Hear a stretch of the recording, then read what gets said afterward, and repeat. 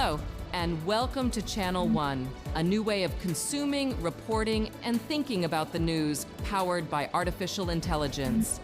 Today, you'll witness AI-generated stories and headlines, captivating visuals and data-driven insights. From global news to finance to entertainment, we'll show you how technology enables us to bring you a global perspective 24/7, right from the heart of our AI-native newsroom. All presented by our team of AI-generated reporters. Maybe you hear the words artificial intelligence and you're immediately skeptical or concerned about technology gone crazy. But everything you'll see on Channel One relies on trusted sources and fact-checking, and uses AI to give you news the way you want it, personalized, localized, and distilled.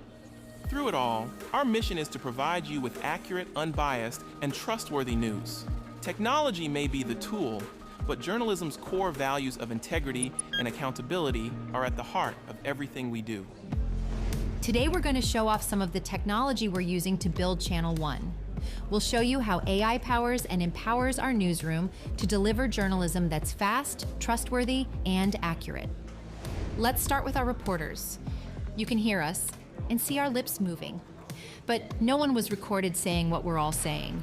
I'm powered by sophisticated systems behind the scenes, and I can speak in any language. Για παράδειγμα, αυτή τη στιγμή μιλάω στα ελληνικά. O kung pinapanood mo ako mula sa Maynila, marunong akong magsalita ng Filipino. எனக்கும் தமிழ் பேசத் தெரியும் என்று நீங்கள் யூகித்திருக்க மாட்டீர்கள் என்று நான் நம்புகிறேன். In fact, you can see even more language samples on our website. Channel One's anchors can even be completely generated to have their own personality, appearance, and voice. And what is AI native news? First, here's what it's not. It's not fake news. There isn't a computer somewhere writing its own news stories about things that haven't happened. Our system relies only on trusted news sources to bring together the best journalism on any topic from around the world into a single news program. We'll also be using artificial intelligence technology in a number of other ways. For example, thanks to our translation capabilities, we can feature on-the-ground, real-life reporters from around the world to get you closer to a particular story. In other cases, it's even possible to create footage of events where cameras were not able to capture the action. It's the same way that a courtroom sketch is not a literal depiction of actual events, but can still provide important information or nuance to a news report. And wherever AI has been used to add context, or in any way alter existing sources or depictions of actual events, on-screen graphics will clearly indicate the nature of the alteration. Human editors and producers are also involved in checking the stories for accuracy and clarity at every step of the process. But maybe the best way to explain what Channel One is just to show you. Right now, we're going to jump into a program featuring a selection of stories, all produced with the help of AI. So, please enjoy the world's first look at Channel One.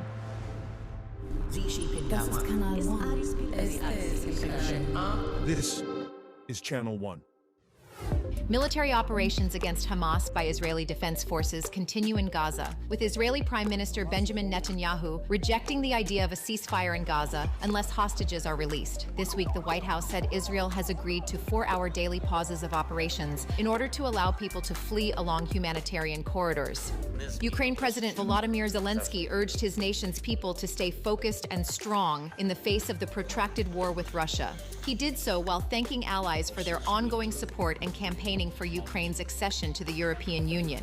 Zelensky's comments come as the U.S. Congress disagrees over passing a new aid package, and Ukraine is struggling to make military and diplomatic gains, with fears that allies are growing weary of the war.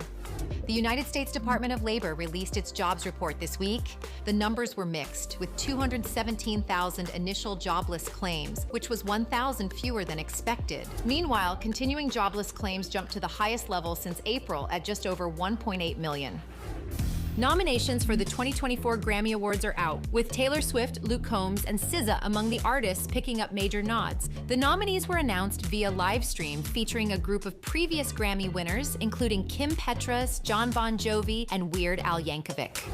And in last night's Thursday night football matchup, the Carolina Panthers took on the Bears in Chicago, where #1 draft pick Bryce Young struggled as the Panthers' offense couldn't score a single touchdown against the Bears. Chicago beats Carolina 16-13. You ready to see the results of the mission?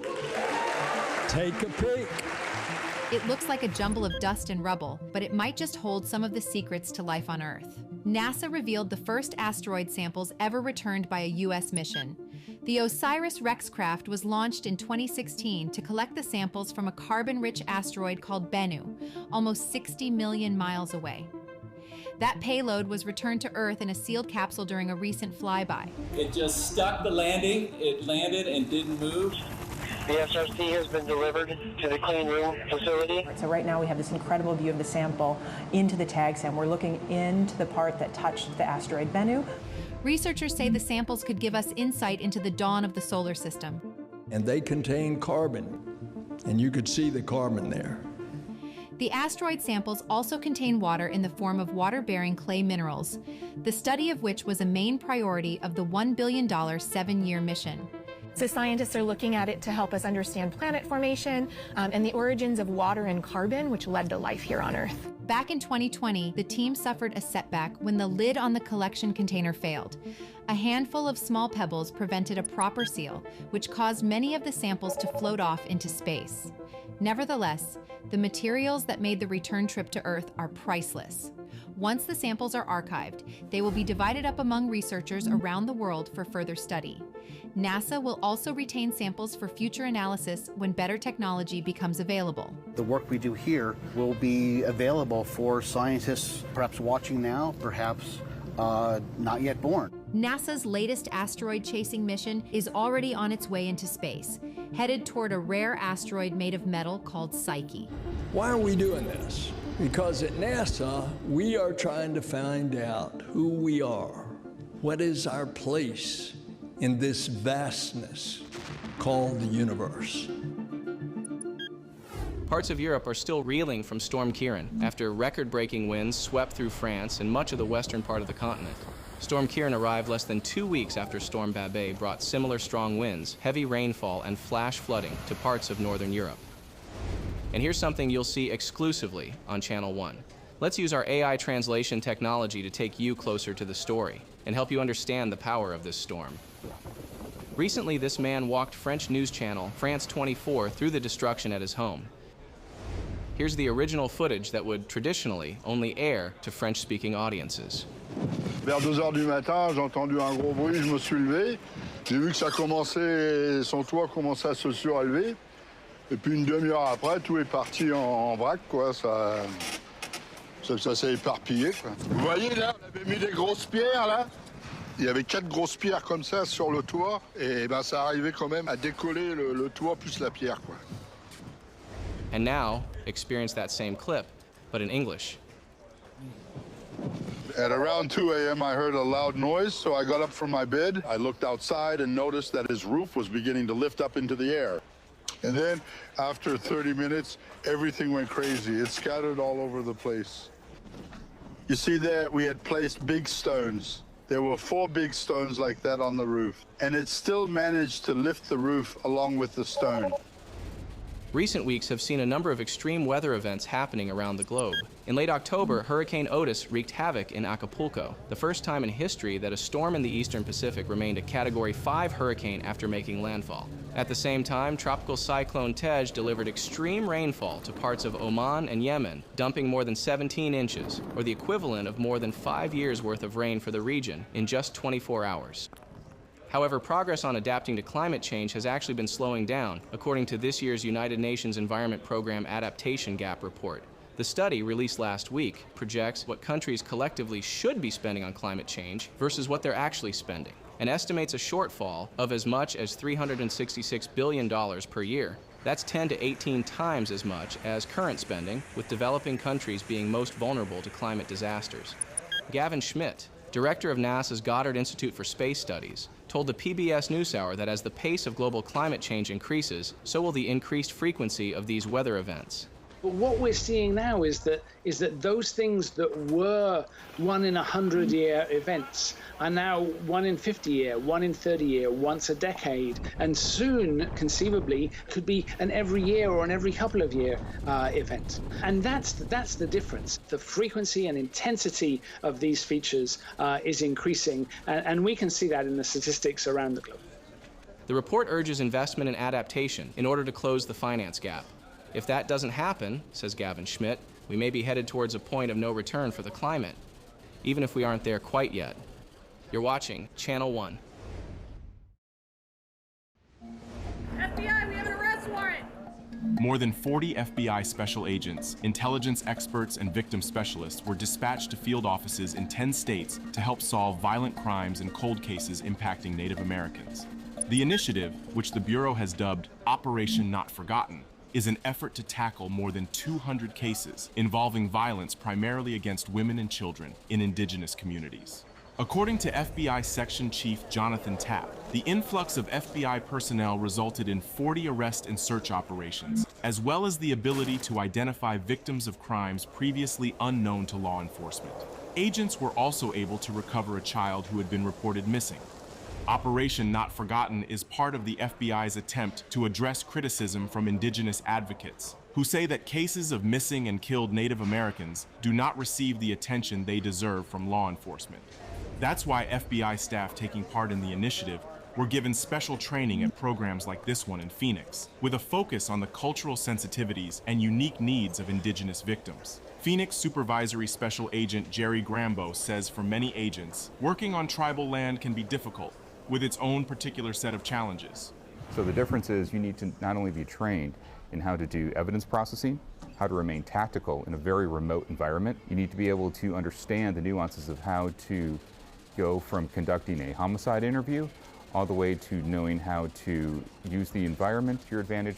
Both federal and tribal police officials say they hope the effort will increase the number of tips and leads from members of indigenous communities who may not be comfortable talking to law enforcement. My hopes for this program going forward are that it happens on an annual basis and that we continue to grow this program.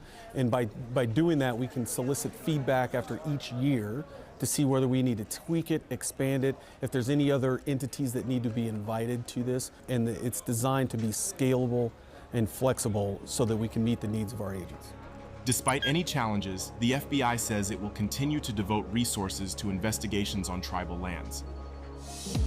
In business news, car companies continue to battle for the future of vehicles, and the fight goes well beyond the current push for electrification, with automakers vying for attention with increasingly futuristic designs.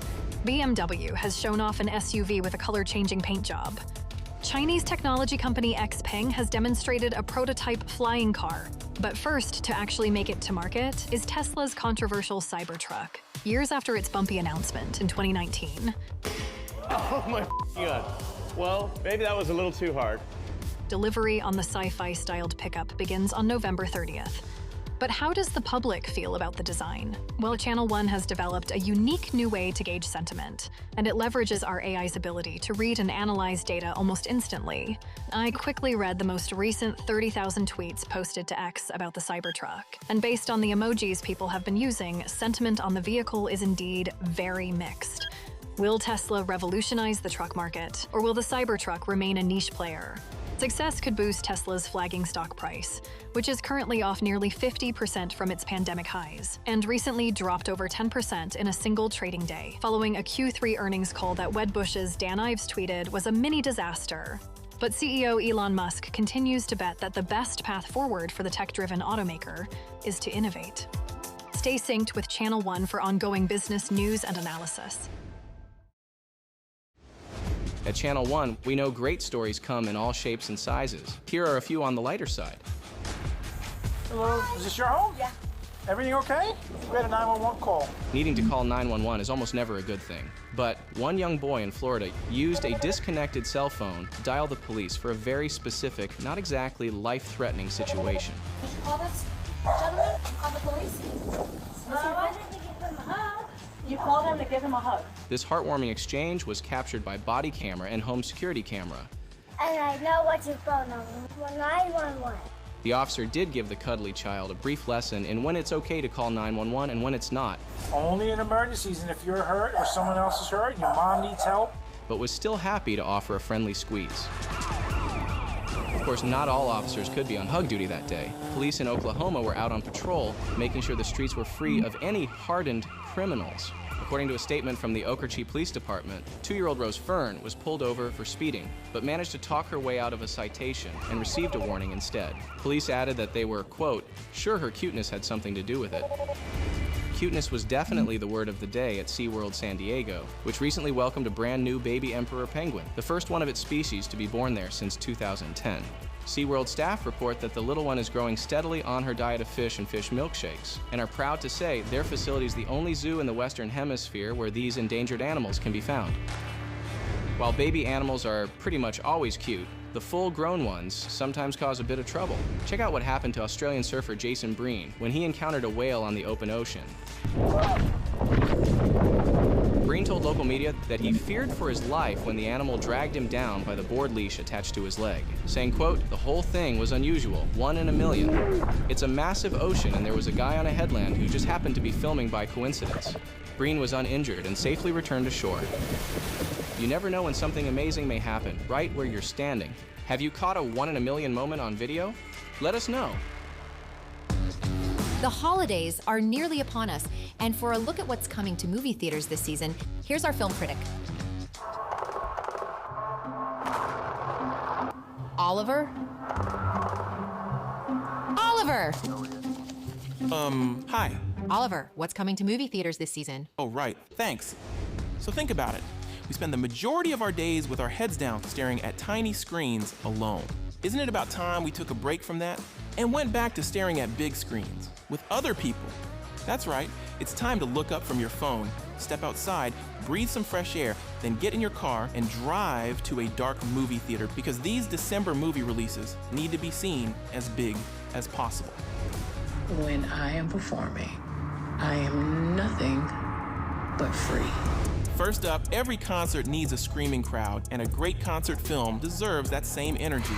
Right off the mind-boggling success of Taylor Swift's Eras Tour comes another live experience from a true artist. Beyoncé brings her Renaissance tour to theaters with a documentary concert film that follows the creation of her critically acclaimed studio and visual album and takes fans along on the follow-up tour. To Mother's Mind. This is not one to watch in your living room. Get out and dance in the aisles when Renaissance, a film by Beyoncé, hits theaters December 1st. You know, gotta say, I love the Eras Tour film. I slept outside the night before I saw it. Not to get tickets, my girlfriend kicked me out. Things are kind of rough right now. Anyway, the signature sumptuous visuals of Studio Ghibli have brought joy to movie lovers of all ages. And now, legendary director Hayao Miyazaki returns with his first film in 10 years. A lot of strange things happen in this place. A touching and personal tale about a 12-year-old boy, Mahito, who is sent away to live with his aunt after his mother is tragically killed in a Whoa, that got grim. Okay, when Mahito starts noticing a strange heron around the village, it leads him into a mysterious wonderland shared by the living and the dead. The just-announced English cast stars Christian Bale, Dave Bautista, Gemma Chan, and Willem Dafoe. Boy and the Heron, in theaters in both English and Japanese, December 8th. Eiga de oai shimashou! But don't fill up on childlike wonder just yet. Save some room for dessert when Wonka premieres December 15th. What's happening? Ooh, it's a chocolate that makes you fly! A prequel to the original Roald Dahl novel and its subsequent film adaptations, Wonka tells the origin story of the eccentric candy maker, played by Timothée Chalamet. The cast also features newcomer Kala Lane alongside an ensemble of heavy hitters like Olivia Colman, Hugh Grant, Sally Hawkins, and Rowan Atkinson. So go stuff your eyes and your stomach at Wonka. And don't forget to bring along all your leftover Halloween candy. You know, you're really not supposed to bring food in from outside. Okay, Narc. I'm sorry, what was that? Folks, you work hard. Let someone else save the world for once with Aquaman and the Lost Kingdom. Jason Momoa returns as the fishy hero back to protect Atlantis. There's some kind of ancient evil, I think? I don't know. I'm sure there's more to it, but does it really matter? Sometimes, you just want to root for the good guys and watch them beat up the bad guys. Dive into a good time and cheer in the theaters when Aquaman and the Lost Kingdom splashes on shore December 20th. And finally, Christmas Day brings the Tony Award-winning Broadway musical, The Color Purple. The Color Purple follows the tragedies and triumphs of young black women in rural Georgia in the early 1900s. Let's see this smile and color. sweet and loving God. The new musical stars Taraji P. Henson and is produced by Steven Spielberg, Quincy Jones, and Oprah Winfrey. Don't forget to put a fake emotional support animal vest on your regular dogs so you can bring them into the theater to comfort you while you watch The Color Purple in theaters this Christmas. You know, you're really not supposed to bring pets into the theater. Okay, Mom. So drop the small screen and check out the big screen this December. Whether it's eye-popping spectacle, crowd-pleasing action, or you just love the sound of dozens of mouths munching popcorn at once, there's nothing like the movies. Once award season is done, you can go back to being antisocial. Enjoy, everyone. Welcome back. Thanks for watching the first ever look at Channel 1 News. So where do we go from here? Next comes the launch of our daily news program in countries and languages across the globe. And the full potential of Channel 1 comes with our app. It's a bespoke news experience that learns your preferences and customizes the subjects you're interested in. It'll deliver a personalized version of the news from around the world that you want to see, taking into account your interests, language, and location on demand. We aspire to cover as many stories and events as possible, and we want to do that by working with trusted news brands. If you'd like to be part of the Channel 1 revolution, talk to us. We're also looking for independent journalists from around the world to join this project. If you're interested in adding your work to our library of sources to be seen and translated worldwide, we'd love to hear from you.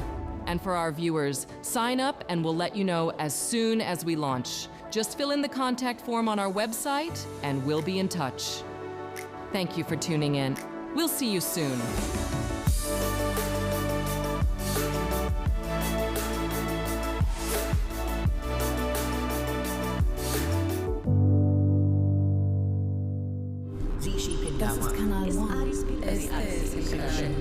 This is Channel 1.